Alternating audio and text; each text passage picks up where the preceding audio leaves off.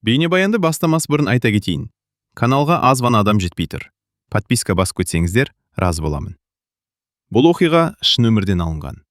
Жүрегіңізді тебірентетін, ойландыратын шынайы әңгімелерді осы видеодан тамашалаңыз. Жігіт, 28 жастағы Арман, күндізгі жұмысынан кейін шаршағанмен көршісіне 58 жастағы Ұлдана апаға шай апаруды шешті.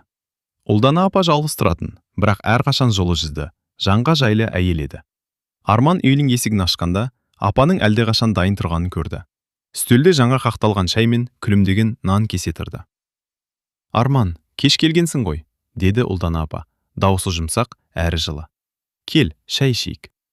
Рахмет апа, деді Арман. Оның даусы дірілдей берді, себебі апаның үйіне кірген сайын бір түрлі тыныштық, бір жағынан қауіпсіздік сезімі пайда болатын.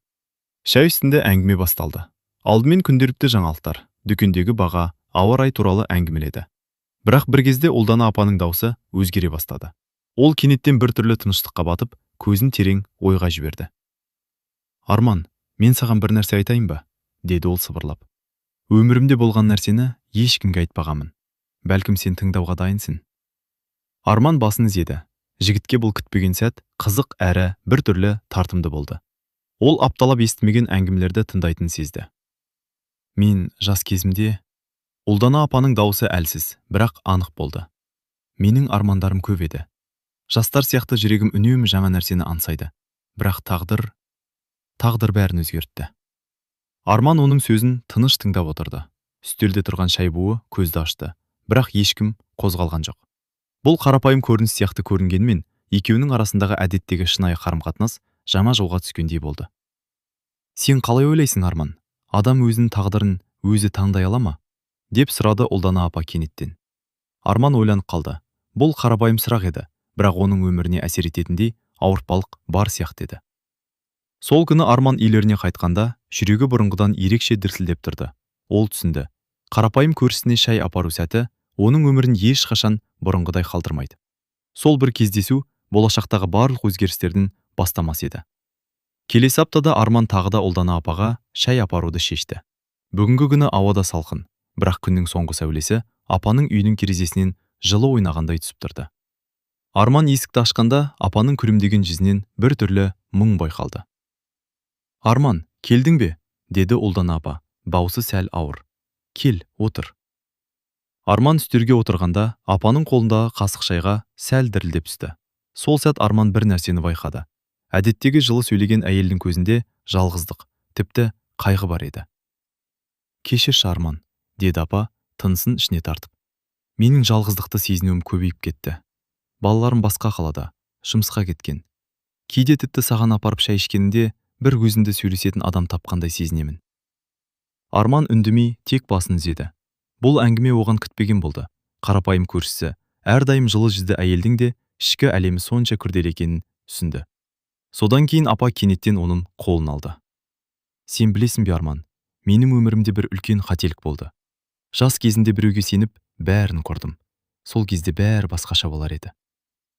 Арман жүрегі дүрсілдеп тыңдай берді. Апа бір түрлі үнсіздікке батып, бұрын ешкімге айтпаған бір оқиғаны бастады. Жас кезінде жұмыстағы бір жігітке ғашық болған, бірақ тағдыр оны басқа жолға салған. Ол жігіт басқа қалаға кеткен, ал Ұлдана апа үйленуге мәжбүр болған. Сол күннен бастап мен өзімді өзгелерден қорғауды үйрендім, деп жалғастырды апа. Кейде сенімді адамға сену ең қиын нәрсе екен. Арман осы сөздерді тыңдағанда бір түрлі сезім пайда болды. Бұл қарапайым әңгіме емес, оның жүрегінде жаңа бір сыры мен сенімділіктің бастауы еді. Кейін олар бірге шайды ішіп отырып, өткенді, қазіргі өмірді, жалғыздықты және кішкентай қуаныштарды талқылады. Сол күні Арман үйіне қайтқанда әрдайым қарапайым көрінетін апаның өмірінде қандай терең сезімдер жатқанын түсінді. Сол бір кездесу оның өмірінде жаңа бетбұрыс жасайтын сәттің бастамасы болды. Бүгінгі кездесуден кейін Арман түсінді. Кейде адамға шынайы сену, қарапайым әңгіме өмірді өзгертетін алғашқы қадам болуы мүмкін. Келесі аптада Арман апаға қайта барды. 2 күн бойы ойында бір сұрақ тұрды. Ұлдана апа неге өмірінің ең ауыр сәттерін ешкімге айтпай келген? Көршінің есігін ашқанда ол әдеттегідей жылы жүзбен қарсы алды. Бірақ бүгінгі атмосфера басқа еді. Үйде тыныштық, тіпті сәл қобалжу бар сияқты. Арман, кел, отыр, деді Ұлдана апа. Бүгін мен саған өзінің жас кезінде толық айтып бергің келеді. Арман көзін апаға тіктеп, қолын үстелге қойды. Апаның даусы бұрынғыдан да жұмсақ, бірақ әр сөзінден өмірлік салмақ бар еді. Менің жас кезінде, деп бастады ұлдан апа, менде үлкен арман болды. Бірақ өмірде бәрі жоспарлағандай болмайды. Бір жігітке ғашық болдым. Ол мені шын сүйді. Біз бірге болуды армандадық. Бірақ тағдыр бар ғой. Ол қалаға көшіп кетті. Ал мен мәжбүрлі тұрмысқа шықтым. Сол кезден бастап мен өзімді өзгелерден қорғауды үйрендім. Арман үнсіз тыңдап отырды, бірақ жүрегі біртүрлі дүрсілдеді. Бұл қарапайым әңгіме емес еді. Апа оған сенім мен өкпе, сағыныш пен қайғыны бір мезгілде жеткізді. Кейде Арман, деп жалғастырды апа, адам өз өмірін қалай өзгертуге болатынын түсінбейді. Бірақ кездейсоқ кездесулер, қарапайым әңгімелер бәрін өзгерте алады. Арман түсінді, қарапайым көршісінің өмірінде әр сәт үлкен тарих. Сол әңгіме барысында олар бұрын соңды бір-бірімен бөліспеген сезімдерін де бөлісті. Ұлдан апа күлімсіреді, бірақ көзінде жас бардай көрінді. Саған бір нәрсе айтайын ба? Деді Арман батылдана отырып. Мен де өмірде қатты қателескенмін. Кейде өзімді сенімсіз сезінемін. Бірақ саған келген сайын біртүрлі тыныштық табамын. Апа оны тыңдады, сәл басын изеді. Сол сәт олардың арасында ерекше бір байланыс пайда болды. Сенім мен түсіністік. Шай ішіле отырып Арман ойланып қалды. Кейде бір кездейсоқ кездесуден бастап адамның өмірі мүлде өзгере береді. Ал ұлдан апаның тарихы оның жүрегінде ерекше із қалдырды. Сол кеште Арман үйіне қайтып бара жатқанда бір түрлі сезім. Мен өмірімде алғаш рет нағыз сыр тыңдадым, деп ойлады. Бұл кездесуден кейін оның өмірінде бір нәрсе өзгеретінін сезді. Келесі аптада Арман тағы ұлдан апаға барған еді. Келген бойда біртүрлі атмосфераны байқады. Аулада бірнеше көрші бір-бірімен сыбырласып тұр. Арманды көрген соң, олар бірден басқа жаққа бұрылып кетті. Арман, кел, ескішке, деді ұлдана апа, бірақ даусында сәл қобалжу бар. Бізді көршілер байқап қойды ма екен? Арман басын изеді. Ол ауылдағы қауымның сыбысқа тез берілуін жақсы білетін еді. Бірақ бұл жолы жағдай ерекше көрінді. Көршілердің сыбысы олардың арасына сенім мен жақындық қатынасына сәл қауіп төндіре бастады. Кейде Арман адамдардың біз туралы не ойлайтынына көңіл бөлемін, деп жалғастырды апа. Бірақ шындықты түсінетін адам санаулы ғана. Сол күні үстел басында шай ішіп отырып, ұлдан апа өзінің тағы бір сырын айтты. Көршілердің біреуі бұрынғы күйеуін жақсы көретінін, ал енді оның жалғыз қалғанын пайдаланып, әртүрлі әңгімелер таратып жатыр екен. Арман ішінен ойлады. Қарапайым әңгіме, шай үстінде айтылған бір сыр, енді ауылда үлкен шиеленіске айналды. Бірақ мен бұған мән бермеймін, деді апа күлімсіреп. Менің өмірімде бір адамға сену ең үлкен қазына. Сен сол адамсың, Арман. Сол кеште олар бұрынғыдан да көп сөйлесті. Өткен өмір, қателіктер, жеңістер. Бірақ Арман бір нәрсені түсінді. Сыртқы қысым олардың арасындағы қарым-қатынасты әлсірете алмайды. Керісінше, оны нығайтады. Ауылдағы сыбыс Арманға ескерту сияқты болды. Адамдар әрдайым сөйлейді, бірақ шынайы байланыс солардың сөзінен биік тұрады. Сол кештің соңында Арман үйіне қайтқанда, ойында бір ғана нәрсе бар еді. Мен осы кездесуден кейін бұрынғыдай болмаймын. Бір аптадан кейін кешкісін Арман ұлдан апаға келгенде, үйде біртүрлі тыныштық бар екенін бірден сезді. Апа диванда жартылай шалқасынан жатады. Беті сәл бозарып кеткен. Арман жылдам жақындап, алақанын оның дәстіне қойды. Апа, сіз дұрыс емессіз бе? Деді Арман қобалжып. Иә, мен біртүрлі сезіндім, деп жауап берді ұлдан апа әлсіз дауыспен. Бәлкім, жүрек. Арман дереу жедел жәрдем шақырды. Бірнеше минуттан кейін медбикелер келгенде, апаны жылдам ауруханаға алып кетті. Арман артынан еріп жүрді. Жүрегі дүрсілдеп, ойында тек бір нәрсе ғана болды. Бәрі жақсы болады. Ауруханада дәрігерлер тексеру жасап, апаның жағдайы тұрақсыз екенін айтты. Арман оның қолын қысып, жанында отырды. Сол түнде ұлдан апа оған өзінің өміріндегі ең ауыр шешімін айтты. Арман, мен жас кезінде бір адамға ғашық болдым. Бірақ тағдыр бәрін өзгертті. Сол қателік мені жалғыздыққа жеткізді. Мен ешкімге айтпаған сыр еді. Бірақ саған айтамын, деді ол әлсіз, бірақ шынайы даусымен. Арман оның сөзін тыңдап, жүрегі ауырды. Бұл қарапайым көршісінің өміріндегі ауыртпалықты бірінші рет сезініп еді. Ол ойланып қалды. Кейде адамдардың сыртынан қарағанымызбен олардың ішкі әлемі мүлде басқа. Түн бойы Арман апа жанында отырды. Шәй ішу, әңгіме айту сияқты қарапайым нәрсе жоқ еді. Барлығы тек тыныштық, сырлы көзқарас және қолдау болды. Сол түнде Арман түсінді. Шынайы байланыс. Бұл кез келген қиындықты жеңетін күш. Келесі күні Ұлдан апаның жағдайы сәл жақсарды. Бірақ Арман оның өміріндегі сыр мен ауыртпалықты бұрынғыдан да терең түсінді. Сол кездесу олардың арасындағы сенімділіктің мызғымас бастауы болды. Апа ауруханадан шыққаннан кейін Арман оны үйіне шығарып салды. Сол күні апа сәл шаршағанмен біртүрлі жігерлі көрінді.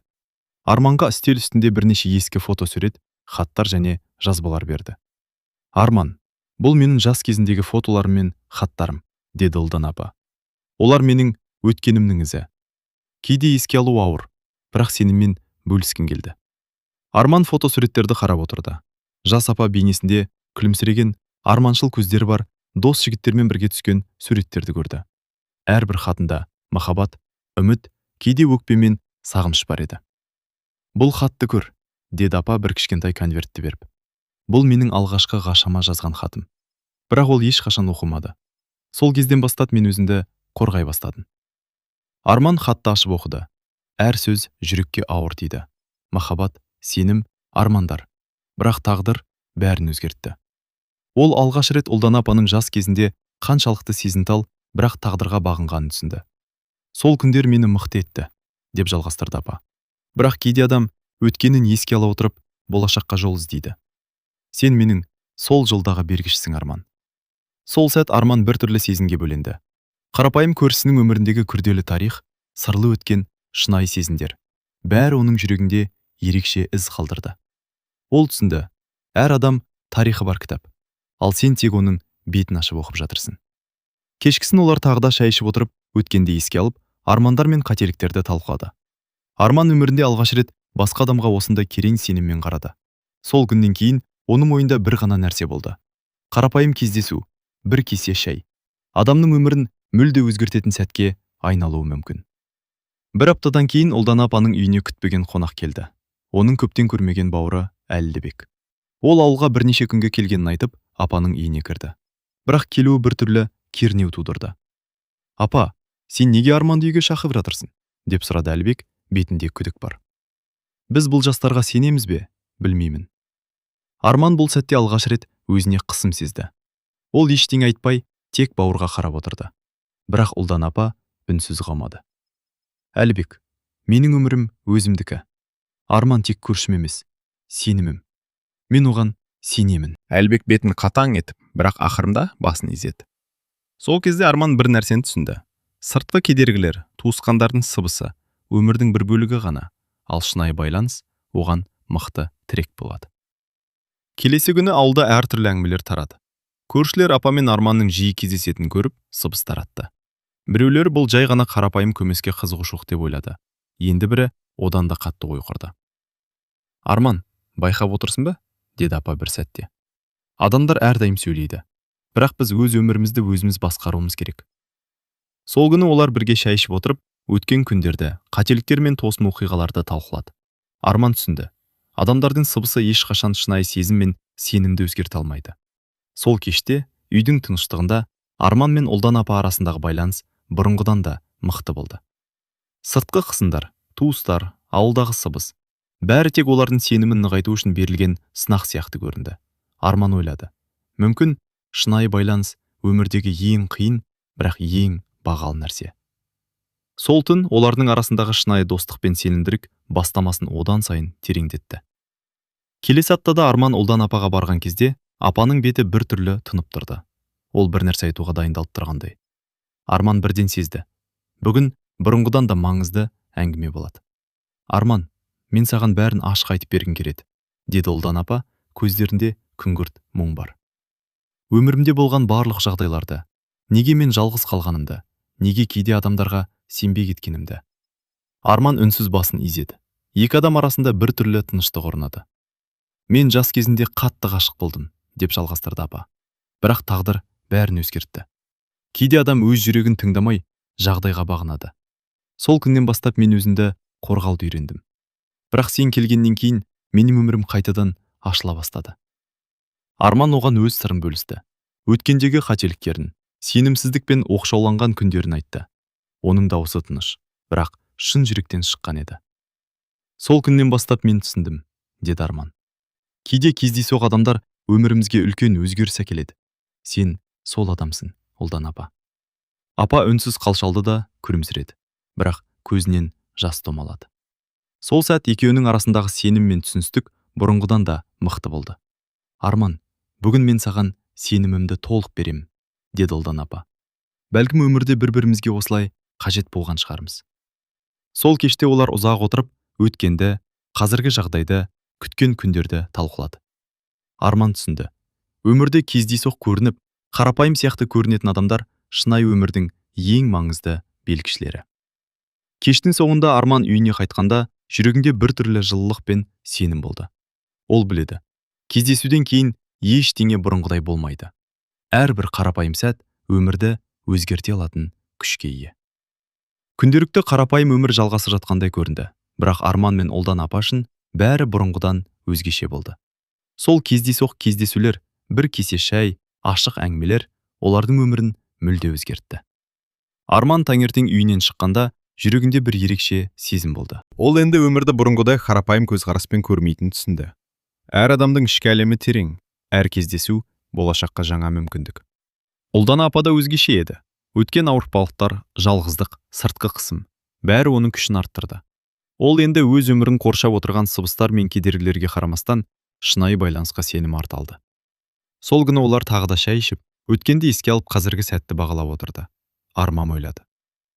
Кейде өмірдегі ең маңызды сабақ қарапайым кездесуден басталады.